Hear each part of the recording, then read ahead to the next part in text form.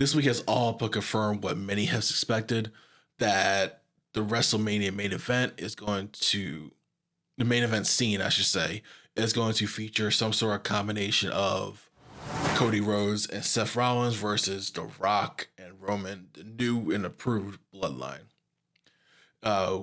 Many are suspecting that this is a possibly night one main event tag team. And, this week basically added credence to the speculations. We'll get into that and more. The week that was, the week that will be. This is the review preview. All right, we go to Monday night. So on Raw, this week started off with Cody coming out addressing, the fallout of the press conference and all that. And it featured a very funny segment with Pat McAfee, who's not only a Raw commentator, also has his own daily sports talk show called the Pat McAfee Show. The Rock was on there the day of the conference, talking about the Cody crybabies and all that, and what all those people claiming we want Cody to do with chicken nuggets, sticking up their ass every time they tweet. And Cody called back to that to Pat, who's just like, I don't know, you stick to the nugget, goes up the ass. That's what The Rock said, basically. And it's brought out Seth Rollins, who said he takes, ownership in creating Roman what he is now, but never realized that Roman would become, what he is, this monster. And saying that, Seth Rollins is saying that he is, no one's more uniquely qualified to be a shield for Cody in this fight. So sometime, I don't remember the exact day. I know it was rumored, announced, whatever. Sometime during the week, it was announced that, Cody Rhodes and Seth Rollins would be guests on the Grayson Waller Effect at Elimination Chamber. If you don't know, Grayson Waller Effect is a talk show hosted by superstar Grayson Waller, who's from Australia, where the PLE is being taking place at. So it'll be a welcome treat for those in attendance and at home. Moving to SmackDown, the main event segment scene, whatever, it was the Rock and Roman were advertised to show. Roman comes out first, does his acknowledge me, insults the crowd, and says, this tonight will go down in history as The Rock joins the bloodline. Cue The Rock's music coming out, and like some sort of nice, expensive shirt vesting, looking like he just raided his 1999 closet. He comes out, insults the crowd, calls them trailer park trash and a bunch of idiots, saying they're the ones that ruined what could have been the greatest main event of all time between The Rock and Roman. Insults Cody, saying, why do you get to have the happy ending?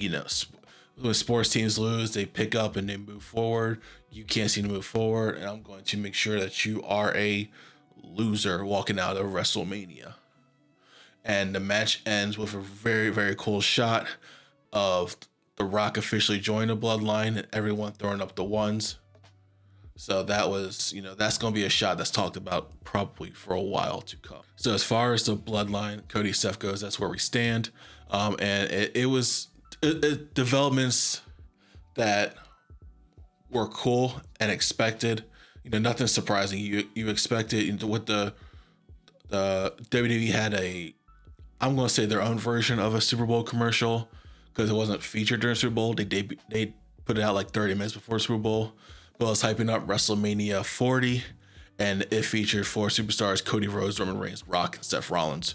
Go check it out on their YouTube page if you want to see that. It's honestly pretty cool.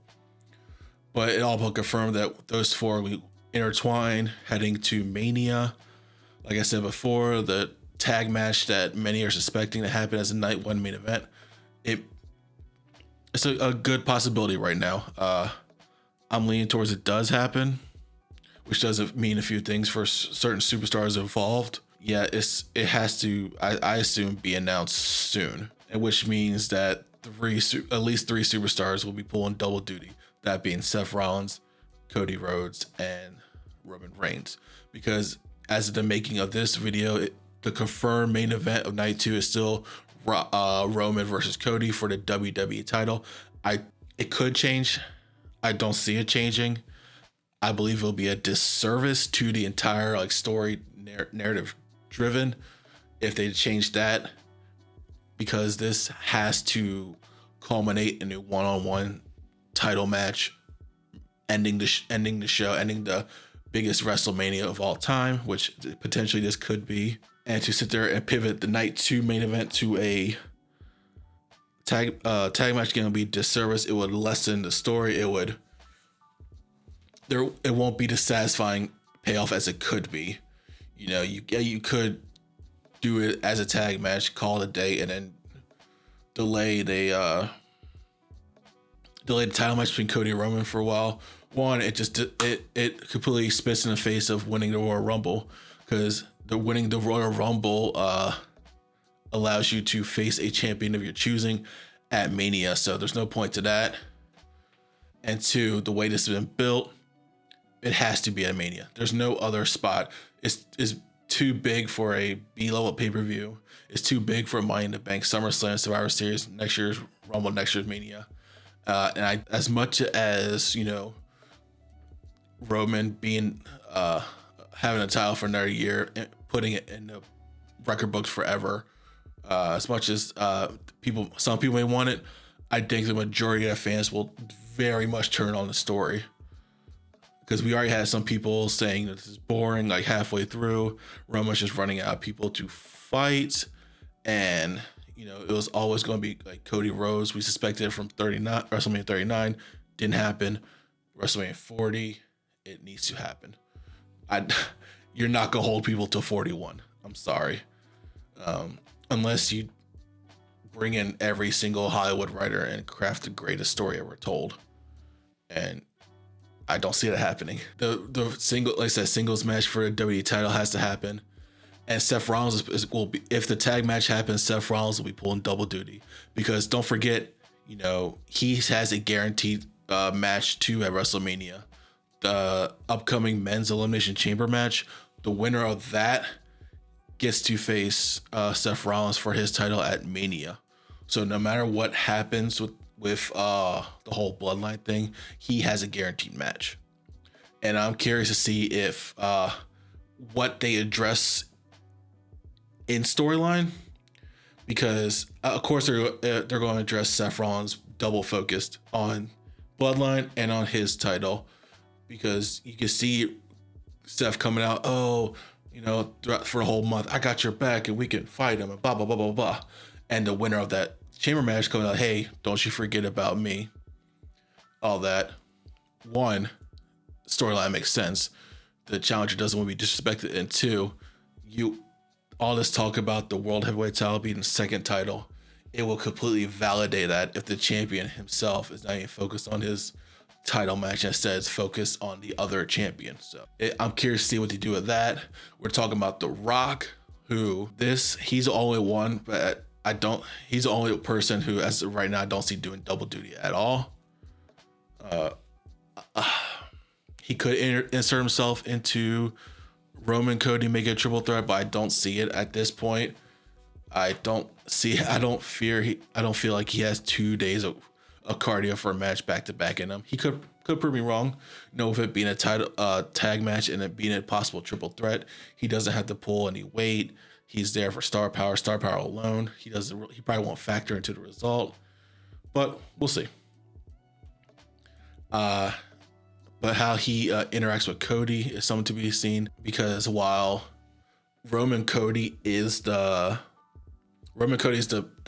big feud, the overall arcing feud for this, I don't see him getting physical. You know, the build to last year's Mania, they did not get physical at all, and it was a fantastic build. There's no point in them getting physical this time. But, you know, The Rock might. I mean, after all, The Rock already slapped the taste out of his mouth at a press conference. Who's to say that Rock won't try to lay Cody out between now and April 6th and 7th with a rock bottom? And Cody could lay him out with a crossroads, you know, we can get that interaction going as a possibility. And then what, like the dynamic that was talked about at the press conference, but maybe not talked about as much, and I'm curious to see if it's mentioned on screen, is a dynamic between Rock and Roman, because Roman is a tribal chief. He's a champ. He's been a world champ since September of 2020, something like that. So, but when The Rock comes on screen and they're together, Roman feels like the little brother. Roman feels like to Rock what Jimmy Uso feels like to Roman. You know, it's immediate background player. Part gets a tidbit of the story, gets a tidbit of the actual to contribute to the screen time, but they're not the main person. And it was more evident this past week where Roman, like I said, Roman came out, he talked, he had the aura, he had the great entrance, he had all that. And the second The Rock came out, the bloodline just went to the back. They were just basically watchers at this point. Roman had a couple of gestures, facial expressions, all that, but honestly, if they weren't doing that final shot of everybody throwing up the ones, Bloodline almost didn't need to be out there. That's just what it is. So I'm curious to see if they do like a Roman starts to hear the people say that online. He starts to see it for himself, gets jealous along the way that The Rock's stealing all the thunder. So that's a dynamic, to play out as far as this goes too. So with that dynamic going on, you got Rock Roman, Seth Cody, who knows Seth might get jealous that he's basically the fourth man in this whole thing. Might get jealous of Cody. You might get jealous of Roman, Rock, all that.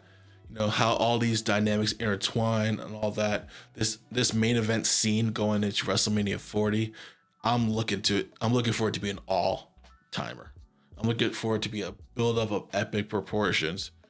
And I just hope that the actual card and actual how it plays out and the actual matches that come out of it live up to the hype. All right, with that out of the way, I have to name that segment something else, like my opening rant. I just don't want to call it that. I don't call it something else. I'll figure a name out. If you got a name for it, let me know in the comments. But with that, let's get into let's go over the week that was for Raw, NXT, and SmackDown and see what happened. Shall we? On Raw, Jey Uso and the New Day of Xavier Woods and Kofi Kingston beat Imperium. And later it was announced that Jey Uso will face Gunther at the upcoming Raw for the Intercontinental title. Bobby Lashley beat Bronson Reed in the Elimination Chamber qualifier. This has to be, if I had awards, this would be the worst booking decision of the week because Lashley already has a feud with Karrion Kross and the Final Testament. He doesn't need a spot. It doesn't make sense for him to get the spot. It should have been a cross interference setting up that. And also Bronson Reed is from Australia where the Elimination Chamber is being held. And to deny a guy that's been working his tail off for the last 7-8 months, a guy's been built up as a monster, for him to not be in the match in front of his home country is a disservice. It's frankly stupid.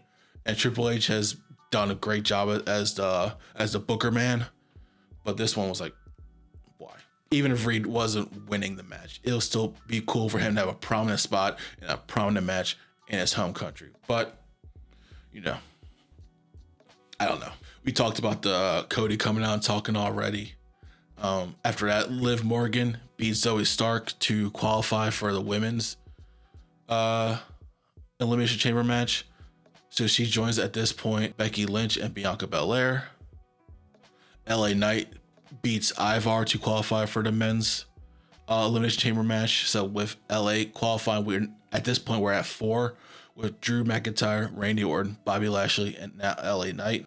In the main event, Shinsuke beats Sammy with some Drew McIntyre interference because Drew and Sammy are beefing. So Shinsuke and Drew beat up on Sammy until Cody Rhodes makes a save, and that's how we end Raw. Overall, good show. We got qualifiers, even if one of the qualifiers was stupid booking. We did get qualifier matches done. We got some forward progress on rivalries. And yeah, we set up what should be a good, go home show for Elimination Chamber next week. All right, on to NXT this week. So I go over the highlights. I don't cover every match because not every match needs to be covered.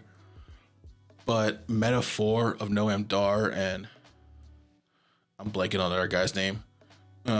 They beat Von Wagner and Mr. Stone in the opening contest, to which that was a forget match. The only reason why I'm saying it because it opened the show, and it was a funny skit. It was a Metaphor warming up, just the guys, and Stone and Wagner jump in, yell sneak attack, and actually drag them towards the ring. And when the females, the Metaphor, Lash Legend, and is it Chikara? I think, I don't know. Whatever those two came in, like Stone's kids who have been part of the show for a while, the women were like, where did they go? And kids like pointing like that. So it was a harmless skit. It was funny. I said Metaphor got the win. So I wonder if that rivalry is kind of done. It popped me. This opening skit popped me. So I'm talking about it. Chase U's Shonen segment being back. And I love it. Chase U's hilarious. Every time Andre Chase drops an F-bomb on TV, I laugh, and he dropped several on this show. Obviously they're muted, but still getting that censor on an NXT show like 4 times in 30 seconds was great. Again, another match that really didn't mean anything. Jada Parker beat Adriana Rizzo. And the only reason why that's getting talked about is because someone made a compilation video of Jada Parker in that match because she looked good in that match, and it was picked up by World Star this past week, so that was cool. Carmelo Hayes beat Joey Gacy, or I keep saying Joey. Is it Joe Gacy or Joe Gacy? I'll learn that one day. But it was actually a really good back and forth match. This was a follow up to after NXT went off the air last week. Carmelo Hayes beat up Gacy, who just had to meet near the ring. Back and forth match. Hayes won. After the match, Dijak came to the ring, wrapped up Gacy in a straitjacket, beat his ass some more, and then basically committed kidnapping on TV. So I wonder what comes out of there. Your North American champion Oba Femi came out and cut a promo, and you could tell he's getting more confident, better on the mic each week. And he had a fantastic line this week. It was, he said, send anyone, just don't send anyone you want back. I was like, oh, pop alert. Pop. Oh, that was cool. But that brought out NXT's, least favorite slime ball, Lexis King, who goaded Oba into a title shot next week. Lexis then tried to attack Oba afterwards, but Oba fended him off because that dude is just a Nigerian tank. So, and in the main event, the Wolf Dogs of Braun Breaker and Baron Corbin beat the family, which is Tony D'Angelo and Channing Stacks Lorenzo, to win the NXT Tag Team Champions. If you don't know, the Wolf Dogs got that shot because they won the Dusty Classic, which is a tag team tournament, and they beat the family in an absolute banger, PLE worthy main event. Near falls, back and forth. It was so great. But yeah, the Wolf Dogs are your NXT Tag Champs to close the show out. And the good thing about NXT, I liked it. The good thing about NXT is that it's always like fast paced, like short matches, short segments, and all that. So with the main event talent and the proven talent getting more time on the air. So even if you don't like a wrestler, you don't like a segment, wait 5 minutes and something new is on the screen. And then to close us out for the highlights, let's go to SmackDown. Kevin Owens beat Dirty Dom to qualify for the men's Elimination Chamber match. And it was funny because R-Truth for the last couple of weeks has been confusing Kevin Owens for The Miz, which prompted him to come out. And Dom told Truth to get a chair, trying to trick him into thinking he's still in the bloodline. But R-Truth's like, basically no, which led to Kevin Owens hitting a pop-up powerbomb, getting a 1, 2, 3. So now Kevin Owens joins the field of competitors. Tiffany Stratton beat Zelina Vega to qualify for the women's Elimination Chamber match. So Tiffy time is getting pushed like crazy, which is good. She's proven that she can handle big matches. She's proven that she could take insane bumps. First time I paid attention to her was Stand and Deliver NXT special last year, WrestleMania weekend. And she went from a ladder like in the ring, tried to jump on people.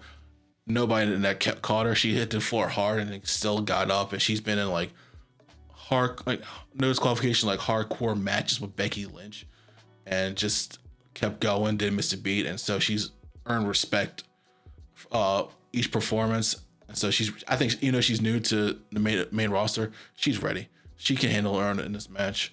So yeah, Tiffy time on top. Try saying that 5 times fast. Logan Paul beat The Miz for the last spot in the Elimination Chamber. So now that field's set. You have Logan Paul, Kevin Owens, Randy Orton, LA Knight, Bobby Lashley, and Drew McIntyre. So that's gonna be a good match. Returning Naomi, who returned from Rumble, but has been off TV because if you don't know, she was with another company called TNA, and I don't believe they do everything live. They kind of tape their television episodes. So they waited for her storyline with that company to stop so that she can be on SmackDown fresh, which honestly they didn't have to, but it's cool. So kudos to WWE, to Naomi for doing that. She beats Alba Fire to qualify for the Elimination Chamber. So 5 spots are set, and we'll get to that in a second. Braun Breaker, fresh off winning the NXT tag title, officially signs with SmackDown. There was a bidding war for the last couple of weeks to get his services. So he signs with SmackDown, a big signing. I expect him to be pushed to the moon. I'm curious to see who his first feud is with, however you say it. And like I said in the beginning of the show, The Rock and Roman ended SmackDown. Those are your shows for the week. Let's get into what's going to happen this coming week. So what's advertised for Raw this coming week is the Drew McIntyre versus Cody Rhodes, Jey Uso versus Gunther for the Intercontinental title. You have Awesome Truth, which is R-Truth and The Miz, and DIY, which is Johnny Gargano, Tommaso Ciampa versus all 4 male members of Judgment Day. And then you also have a last chance battle royal for the last spot in the women's Elimination Chamber match. So 5 of the 6 combatants are Becky Lynch, Bianca Belair, Liv Morgan, Tiffany Stratton, and Naomi. And it's the 6th spot going to whoever wins the battle royal. For the battle royal, I expected to either be like a Zoe Stark, maybe a Piper Niven, maybe a returning Raquel Rodriguez. I think she's out for a while, but if she does return, I can see that. But out of left field, give me Chelsea Green. That would be fun, because I can see her squirming herself into a win here, and her just like hiding in the Elimination Chamber match the whole time, not trying to get a hit. That'll be good TV. Drew Cody, I expect shenanigans. I don't see a clean finish for either one of them.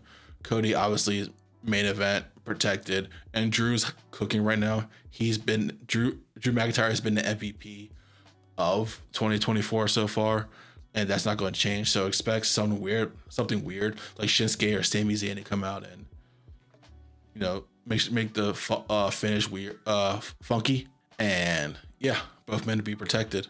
For Jey Uso versus Gunther for the IC title, man, I wish this match wasn't happening right now, because deep down I felt for a while that Jey Uso is the one to take the title off of Gunther. He's high enough, he's main, not to do a pun, he's main event. He's high enough to where Gunther can take the loss and then immediately go into the world title picture. And Jey Uso to cap off a renaissance year of him being on his own, that will solidify his run, get him this title, his singles title he's been looking for. So I thought if they did this at Mania, Jey Uso is winning. The fact that they're doing it on a Raw before a major show. Gunther's retaining. It's just Gunther's retaining. I hope there's shenanigans. I hope there's a justifiable way for Jay to get a shot again down the road at like a Mania or something like that. But if not, Gunther's going to retain and continue his super duper legendary streak. As far as NXT next week, we do have the two title matches: Oba Femi versus Lexis King for a North America title. I think in a perfect world, Oba just squishes the absolute living fuck out of Lexis King. But Lexis King is at this point like a upper mid card heel. He's one of the most hated men on NXT, and I think they kind of protect him. So what I see going is decent match. Lexis outsmarts Oba a couple times to get offense in. And then when Lexis King realizes he can't win, he gets himself DQ'd and tries to take out Oba, afterwards, which can set them up for down the road, because a feud with between Oba and Lexis is not exactly the worst thing in the world. I can see it happening. So I expect Oba to retain by DQ, but I expect Lexis King to stand tall at the end of it, if that makes sense, by just beating Oba with a chair or something. I don't know. Whatever he can find. You got Shotzi versus Lyra Valkyria next week for the NXT Women's title, because apparently they feuded on X or something. I don't know. Lyra's retaining. There's no reason to believe Shotzi's going to win this. It could be a good match. Yeah. Lyra can go. Lyra's a fantastic wrestler, and Shotzi can, hold her own. She can have a good match. So yeah, I expect it to be a decent match. I expect, since Shotzi is main roster, she's gonna get some shine off of this. She's gonna get some shine in the match, but Lyra's retaining, and to think otherwise is silly. And then next week for SmackDown is announced that LA Knight's facing Drew McIntyre. We got AOP versus Street Profits, and then Braun Breaker debuts next week.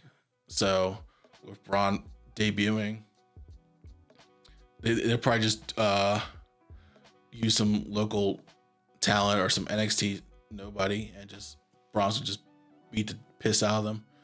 They're going to establish Braun as a threat. He's going to get pushed to the moon. He has the skill, he has the look, he has the charisma. He is going to get pushed to the moon, and it starts next week, so I'm excited about that. For AOP Street Profits, I don't know. I don't think AOP could absolutely destroy Street Profits here, and it would make sense. But I think shenanigans. There's that word again, shenanigans. I think that's going to happen, and it's going to be some weird thing, because they're going to save AOP Street Profits for something that leads to Lashley Cross. That's the end game here. But I don't think AOP squashes Street Profits this early. So expect shenanigans. LA Knight versus Drew McIntyre. Shenanigans. Both men are protected. Drew's so more than LA Knight, so Drew could win clean. It makes sense. But it's going to be a thing where either one Drew gets disqualified, or LA Knight wins, but then after the bell, Drew beats his ass and stands tall to end the show. It could also be a thing to where everyone else in the Elimination Chamber gets involved, because that is the show before the show before the PLE. So we could see some sort of interference and six dudes just busting each other in the chops to end the show and SmackDown. Okay, so that's what I think is going to happen on the shows. As far as Elimination Chamber, the card's kind of set. You have the two chamber matches. You have Nia Jax versus Rhea Ripley. You have Judgment Day versus Bate and Dunn. And you have the Grayson Waller effect. If anything gets added, it's going to be last minute. I'm not going to give my predictions on that now. I'll say that for my prediction video for the show. But yeah, I kind of see Elimination Chamber set. The only thing that's a variable is whoever wins the Women's Last Chance Royale. But it'll be a good show. And I think next week's going to be there's a lot of matches, a lot of good matches announced. So I think it's going to be a very good, just straight up wrestling week. Maybe not so much storyline development. It's just straight up wrestling. And, You can never be mad at that for just some good match after good match, or to quote Sheamus, banger after banger after banger after banger. But that's going to do it for this week. Thank you guys for watching. I appreciate you guys been watching the past couple weeks. Hit that like, subscribe, all that helps me out. But until next video, I will talk to you later. I'm Heartfelt. Peace.